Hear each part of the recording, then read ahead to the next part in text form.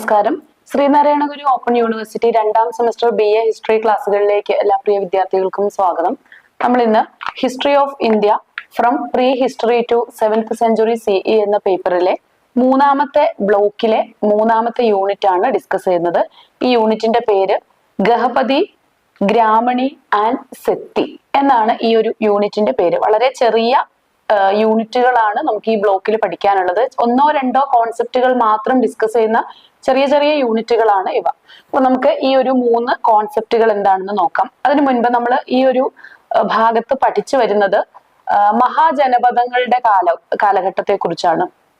അതായത് പോസ്റ്റ് ആര്യൻ പീരീഡിൽ ഉണ്ടായിട്ടുള്ള മഹാജനപദങ്ങൾ ഡെവലപ്പ് ചെയ്ത ഒരു മൊണാർക്കികളായിട്ട് രാജ്യം മാറുന്ന ഒരു കാലഘട്ടത്തെ കുറിച്ചാണ് പഠിക്കുന്നത്.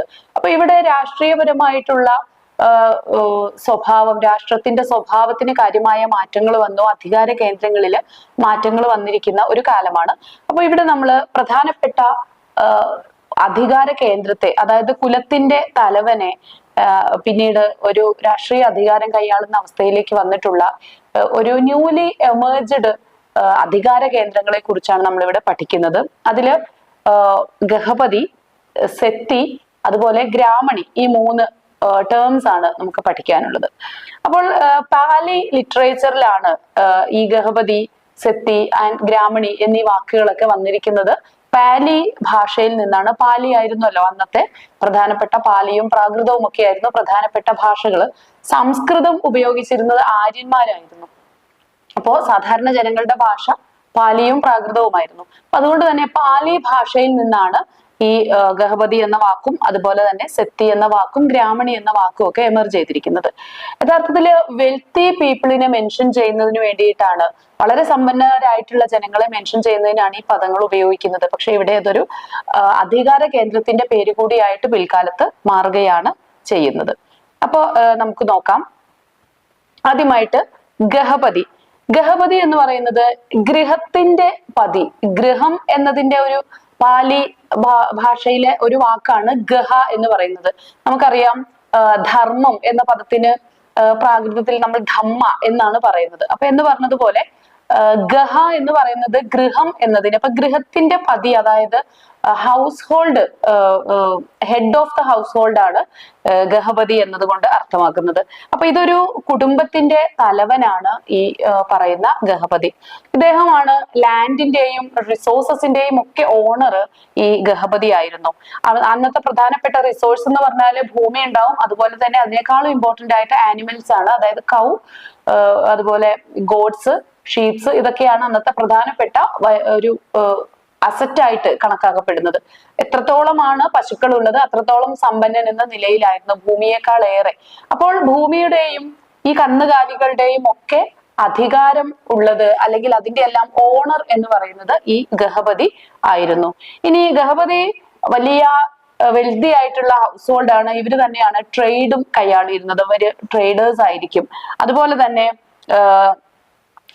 ഇവർക്ക് ബുദ്ധിസ്റ്റ് ടെക്സ്റ്റുകളിലാണ് ഈ ഗഹപതിയെ കുറിച്ച് ഏറ്റവും അധികം സൂചനകൾ വരുന്നത്.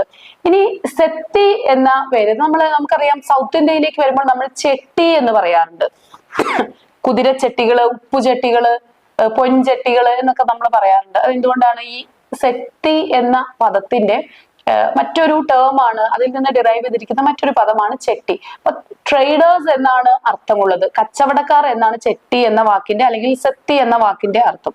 അപ്പോ വളരെ വെൽതി ആയിട്ടുള്ള ഗഹപതികള്, മെർച്ചന്റ്സ് ആയിരുന്ന അവരെയാണ് നമ്മൾ സെറ്റികൾ എന്ന് പറഞ്ഞിരുന്നത്. അവർക്ക് ലാൻഡും ആനിമൽസും മാത്രമല്ല, വലിയ ബിസിനസ് സംരംഭകർ കൂടിയായിരുന്നു അവർ, കച്ചവടക്കാരായിരുന്നു അവർ.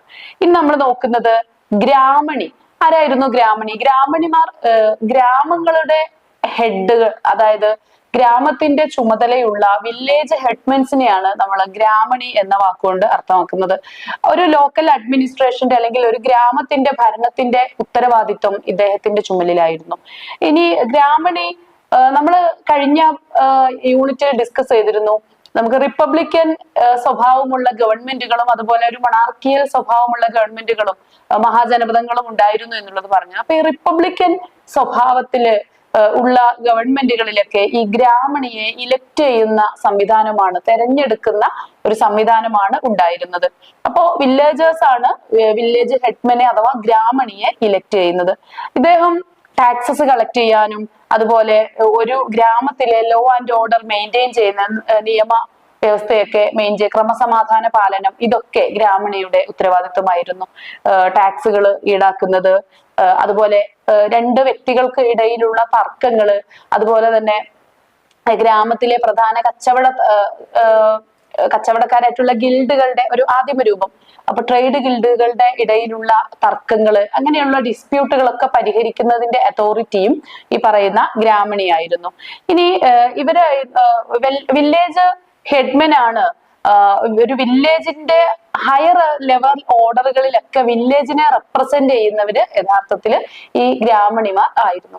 എന്ന് വെച്ചാൽ ഒരു വില്ലേജിന്റെ ചുമതല നമുക്ക് ഓരോ വാർഡ് മെമ്പർ എങ്ങനെയാണോ ഒരു വാർഡിനെ റെപ്രസെന്റ് ചെയ്യുന്നത്, അതുപോലെ തന്നെ വില്ലേജിനെ റെപ്രസെന്റ് ചെയ്യുന്നത് ഈ ഗ്രാമണി ആയിരുന്നു. അപ്പൊ ഇത്രയുമാണ് നമുക്ക് ഈ ഒരു യൂണിറ്റിൽ പഠിക്കാനുള്ളത്. ഇവിടെ നമ്മൾ മഹാജനപദത്തിന്റെ കാലഘട്ടത്തിലുള്ള പ്രധാനപ്പെട്ട അധികാര കേന്ദ്രങ്ങളായ വില്ലേജ് ഹെഡ്മാൻ അഥവാ ഗ്രാമണി, പിന്നെ സെത്തി, അതുപോലെ തന്നെ ഗഹപതി, കുടുംബത്തിന്റെ നാഥനായിട്ടുള്ള ഗഹപതി, ഈ 3 ടേംസ് ആണ് നമ്മളോട് ഡിസ്കസ് ചെയ്തത്. Thank you.